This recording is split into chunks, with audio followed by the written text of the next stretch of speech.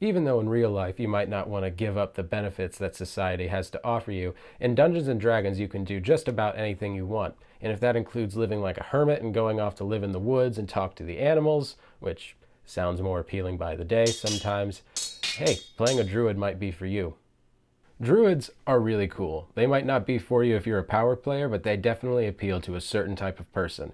And that person is usually the kind of type that likes to avoid the hustle and bustle of the cities, likes to talk with the animals and help save the environment, usually from whatever environmentalist allegory the DM has worked into the story. And if any of this sounds appealing to you, you'll definitely want to play a druid. And we have a whole list of tips and tricks here in order to make sure that you play the absolute best druid you can, and one that is attuned to your sort of play style. Druid protection. Druids don't have any spells to help buff their allies or anything like that, but they have plenty of spells that can incapacitate their foes and can help heal their allies in combat. If your party is faced with a big monster, for instance, cast Entangle, and they'll have to roll against a strength saving throw in order to get out of a 20-foot radius of vines and plants. Even if the monster succeeds in a saving throw, it still turns the terrain into rough terrain, which will probably give you the edge if you and your party decide to book it. Another more obvious trick would be to cast Fog Cloud, which might give you another advantage in sort of escaping the situation. As far as healing goes, there are definitely a few spells that'll be a little bit more helpful than situational, I would say.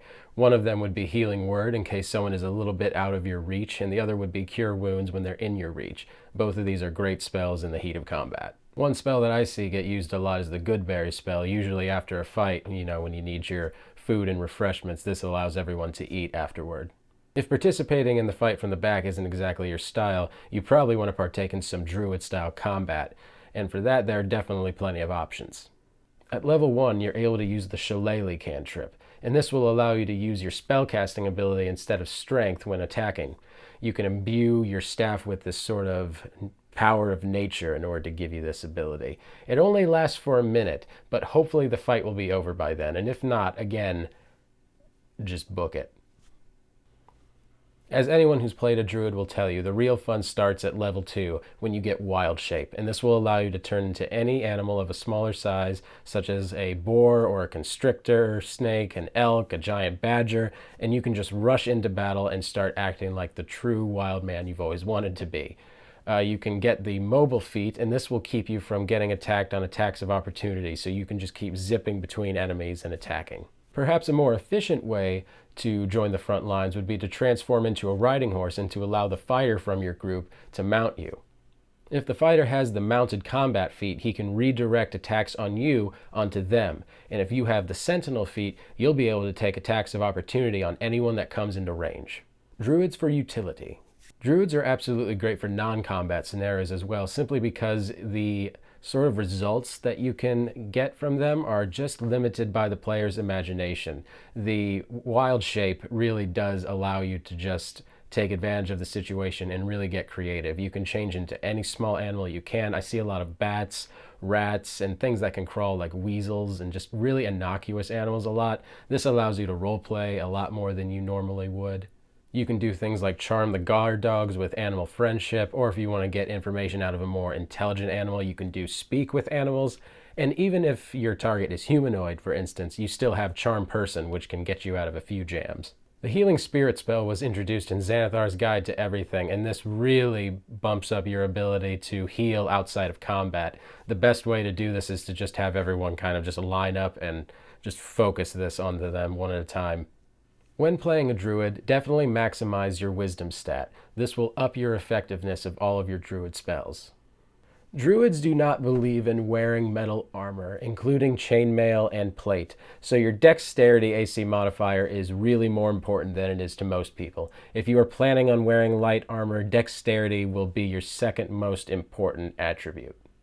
If you're planning on wearing medium hide armor instead, your dex modifier will max out around +2, so 14 or 15. So in this case, you may want to use ability rolls higher than 15 for something other than dexterity. While it's certainly a lower priority than wisdom or dexterity, constitution is still something very useful for a druid. Having a high constitution will help prevent you from losing concentration while casting spells, and this will happen to you more times than you think when you are casting a spell and then suddenly something happens and a party member is not able to protect you, even though that's their job. However, if you expect to be charming animals frequently, definitely put some priority into your charisma stat. Intelligence and strength are hardly useful for a druid, so you'll definitely want to just put all of your lowest rolled stats into these. As far as weapons are concerned, you can use things like slings, spears, darts, daggers, and of course staves, but when you have the shillelagh cantrip, it's really hard to recommend anything other than a staff. Xanathar's class updates. Circle of Dreams. Circle of Dreams is an interesting mix. You gain a really strong healing power, a teleport ability, and this very strange tiny hut ability, and it's all flavored around dreams and fey magic. And the healing ability alone, though, is honestly enough to warrant getting this. And if you want your druid to have both healing mobility and some oddly strange utility, yeah, I'd recommend this one. Circle of the Shepherd.